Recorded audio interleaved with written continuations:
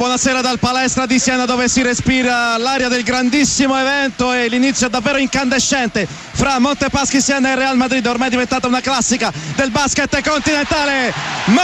David Moss assegna da 3 punti e la Montepaschi avanti di 4, 10-6, ed è la difesa la chiave, tanto per cambiare, per vincere questa partita contro la squadra che è la migliore in Eurolega a rimbalzo e dovrà cercare di far arrivare pochissimi palloni nell'area pitturata. La difesa della Montepaschi Siena, 10-6 per la formazione di Simone Pianigiani, che ora cattura un rimbalzo difensivo con Cauquenas di gran carriera, è già dall'altra parte sotto canestro, va a Paggiare e c'è il tap-in di Rekavic ed Ettore Messina, già imbufalito, è costretto a chiamare time out. 5 minuti 10 secondi al termine del primo quarto. Montepaschi Siena 12, Real Madrid 6. A te Martellini. 1 minuto e 47 secondi al termine del primo quarto, ci sono 8 punti di vantaggio per la Montepaschi Siena sul Real Madrid, 18-10. mai come stavolta Siena deve compiere l'impresa perché è priva del suo giocatore più rappresentativo, Bo McCaleb, e c'è anche Lavrinovic in panchina con dei problemi fisici. Simone Pianigiani già sta facendo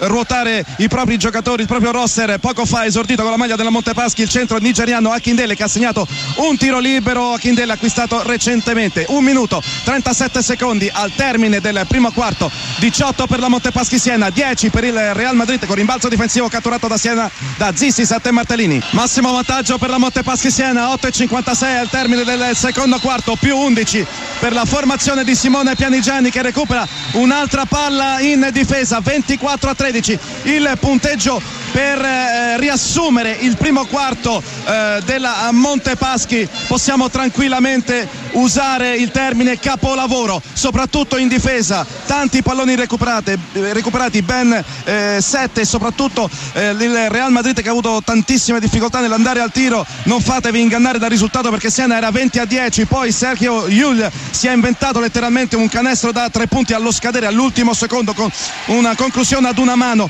e poi comunque il secondo quarto è ricominciato nel segno della Montepaschi, tecnico allo stesso Llull, tiri liberi realizzati da Nikos Zissis e poi canestro di Malik Ayrton. 8 minuti 32 secondi sul cronometro. All'intervallo lungo c'è il primo fallo di Clay Tucker, ex Teramo. Tiri liberi per Marco Cararetto, possibilità per la Montepaschi di aumentare ulteriormente il proprio vantaggio. 24-13 per Siena sul Real Madrid. A te Martellini. Ma che partita sta giocando la Montepaschi, attenzione al risultato. 2 minuti 49 secondi all'intervallo lungo. Montepaschi Siena 35, Real Madrid 17, più 18 per i campioni d'Italia, che stanno giocando una partita incredibile a livello difensivo, un'intensità selvaggia. Per i giocatori del Real Madrid è più difficile fare canestro che scalare il K2, una prestazione superlativa fino a questo momento, quella della formazione campione d'Italia, che per ben 3 volte non ha mandato al tiro i giocatori avversari, che hanno perso palla per infrazione di 24 secondi.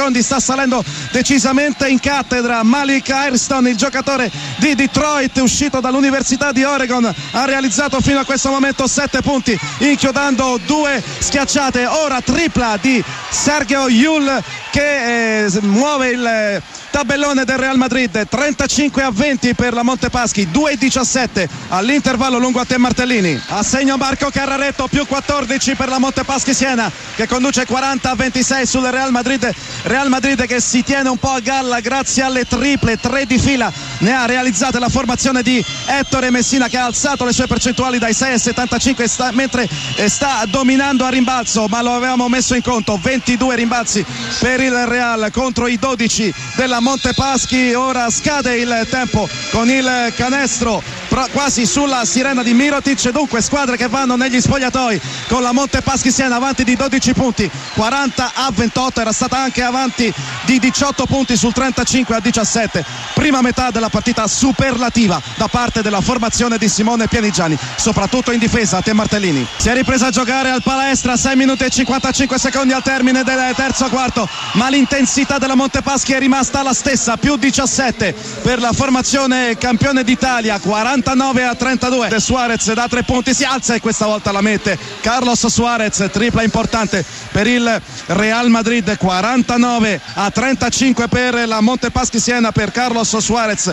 Si tratta del 7° punto personale. Siena in attacco con Staruk, sotto per Rakovic che appoggia ma sbaglia, ma c'è un rimbalzo offensivo finalmente della Montepaschi, che dicevamo sta soffrendo tantissimo a rimbalzo, ma lo avevamo messo in conto perché il Real Madrid è la migliore squadra a rimbalzo dell'Eurolega. 5-34 al termine del terzo quarto. Fallo in difesa di Carlos Suarez su uno scatenato David Moss. Si tratta del secondo fallo per il giocatore con la maglia numero 8 del Real Madrid. Non è nel bonus il Real per quanto riguarda la situazione dei falli, ce ne sono 3.